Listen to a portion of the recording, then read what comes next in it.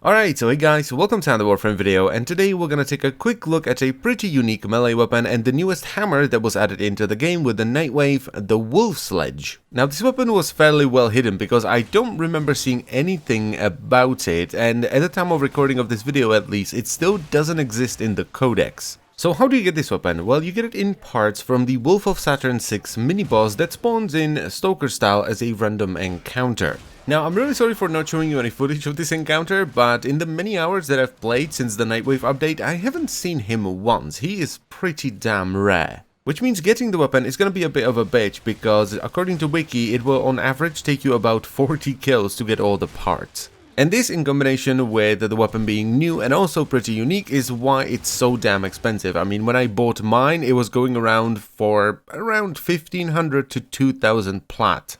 Now, as far as the stats are concerned, the Wolf Sledge doesn't have any mastery requirement whatsoever. It does 114.9 damage per hit, 58.6 is impact, 52.9 is slash, and only 3.4 is puncture. It has an okay-ish 17% crit chance with a slightly below average 1.9 times crit multiplier and a very high 33% status chance. The attack speed could be a little bit better because it only comes in at 1.0, which is pretty slow, and it comes with a V polarity in the stance slot, which matches Crashing Ruin. Now this weapon first of all has one of those ridiculous kinds of slams that we've been seeing lately, so if you hit an enemy with a slam, they're gonna go flying, which is pretty funny, I'm not gonna lie. There we go, pop!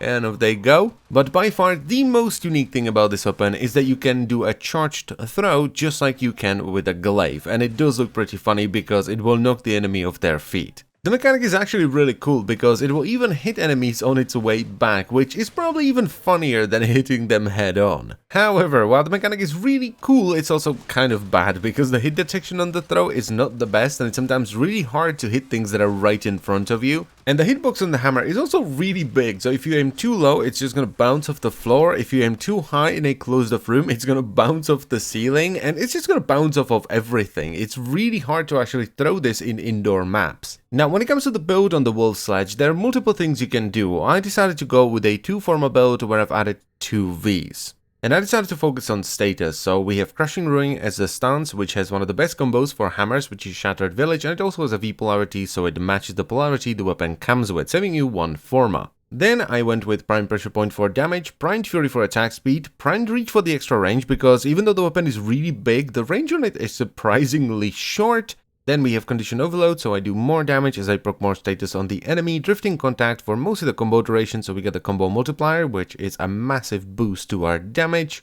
And I ended up topping it all off with 3 dual stat mods, so I'm running Volcanic Edge for the heat and status, and then Virulent Scourge and Voltaic Strike for the corrosive and status. But as I've said already, this is only one of the things you can do, because you can, for example, try to brute force, viral and slash with something like this, where you would run Prime Pressure Point for damage, then Blood Rush for crit, Buskill to kind of push the weapon more towards slash so it doesn't proc as much impact, then once again Condition Overload so you do more damage as you proc status, Drifting Contact for the combo duration so you can actually stack Blood Rush, Berserker for a ton more attack speed, and top it off with Vicious Frost and Virulent Scourge for viral and status. Or what you could do, I don't have the Forma for this, is go for as much damage as possible and focus on the throw. Now the first setup, which is the status focus, corrosive and heat one, is not incredibly strong. It falls off right around level 80 when it comes to most heavy units. But unlike the other setups, it's far more reliable. You're always gonna get a similar amount of damage out of it.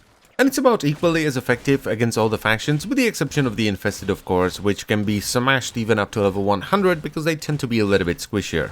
Now you might want to try different elements when it comes to the corpus, probably gas and electricity, so you get a bunch of extra AoE and you also get the gas bypassing their shields, damaging their health directly, but with Primed Reach I didn't find that to be too much of an issue because the weapon has enough of a sort of cleave radius to where I didn't really feel like I needed the extra AoE.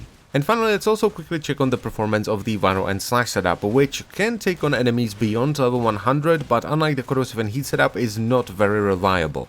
It basically all depends on whether or not you proc viral and slash within the first couple of hits, because if you don't and you keep procking impact or slash on its own or viral on its own, it's not gonna be that great. But on the other hand, if you do proc viral and slash within the first couple of hits, Condition Overload's gonna kick in and you're gonna do a ton of damage.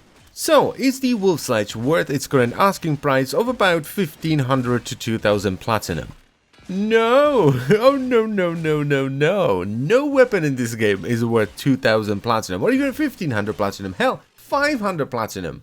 It's just not worth it. Now granted, it's a fun weapon, but it's also very janky, and I mean the reason why it's expensive is because it's new, it's unique, and it's rare. Not because it's, oh my god, so good. No, no, no. It's a mediocre hammer with a janky, though fun, mechanic. That's what this is.